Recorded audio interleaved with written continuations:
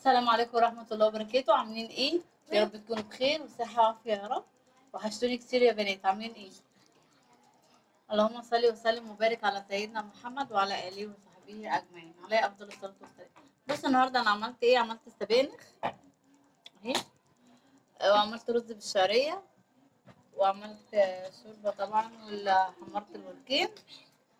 اشتركوا في القناة يا بنات وفعلوا زر الجرس عشان يوصلكم كل جديد أنا بعمله، واعملوا لايكات. يلا اتفضلوا معانا يا بنات. اقول لكم في حفظ الله.